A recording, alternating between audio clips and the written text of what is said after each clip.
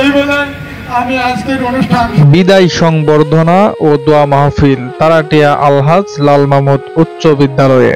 জামালপুর জেলার দেওয়ানগঞ্জ উপজেলার ঐতিহ্যবাহী শিক্ষা প্রতিষ্ঠান তারাটিয়া আলহাজ লাল মাহমুদ উচ্চ বিদ্যালয়ে অনুষ্ঠিত হয়েছে এক হৃদয় ছোঁয়া বিদায় সংবর্ধনা ও দোয়া মাহফিল।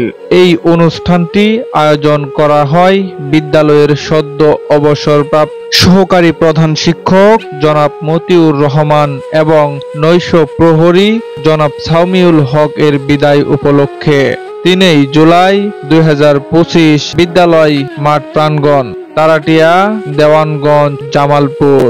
অনুষ্ঠানে প্রধান অতিথি হিসেবে উপস্থিত ছিলেন আলহাজ মোহাম্মদ মনিরুল ইসলাম সওদাগর, সভাপতি পাররামরামপুর ইউনিয়ন বিএনপি।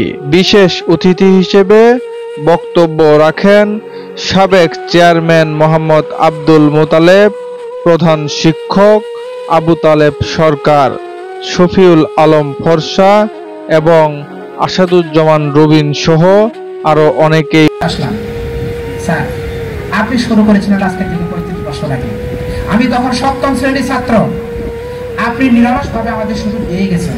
আপনাদের কাছ থেকে, অর্থাৎ আপনারা যারা এখন থেকে অবসর নিয়েছেন, আপনাদের কাছ থেকে আমরা পেয়েছি শুধু আদর্শ বাণী, আপনাদের কাছ থেকে পেয়েছি। অনুষ্ঠানে সভাপতিত্ব করেন বিদ্যালয়ের প্রধান শিক্ষক জনাব মোহাম্মদ আবু তাহের।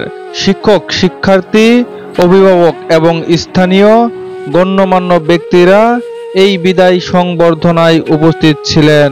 বক্তারা তাদের কর্মজীবনের প্রশংসা করেন এবং সুস্বাস্থ্য ও দীর্ঘায়ু কামনা করেন। পরে বিশেষ দোয়া মাহফিলের মাধ্যমে তাদের জন্য কল্যাণ কামনা করা হয়। আপনার কাছে জানতে চান, আমি 16 সালে স্কুলে নিয়োগ নেওয়ার পর থেকে আপনার কাছে অনেক কিছু আমি সহযোগিতা পেয়েছি। শেষে প্রত্যেকটি কর্ম শেষ করতে হবে, এটি স্বাভাবিক। ৩৫ বছর কর্মজীবন সে পালন করছেন, তারা করছেন। আজ তাদের কাছ থেকে বিদায় নিচ্ছেন। আমরা সবাই তাদেরকে আমরা স্মরণ রাখবো এবং তাদের জন্য আমরা দোয়া করবো। অনেক কথা হয়ে গেছে, বিদায় এটা ক্ষণস্থায়ী বিদায়। কর্মরত অবস্থায় যে বিদায়, এটা ক্ষণস্থায়ী বিদায়।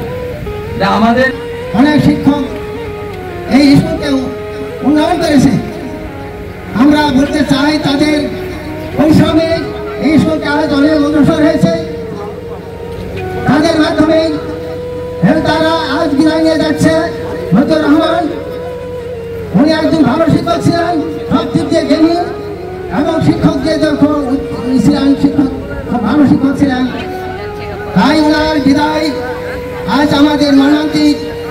আমি মনে করি শিক্ষক হিসাবে ক্লাসের পারফরমেন্স করতে হলো আমাদের মূল লক্ষ্য। আমি 75% ওখানে আমার শিক্ষকতার অবদান পেয়েছিলাম এবং ছাত্ররা মানে ওদের উপর দায়িত্ব দিয়েছে রেজাল্ট দেওয়ার জন্য।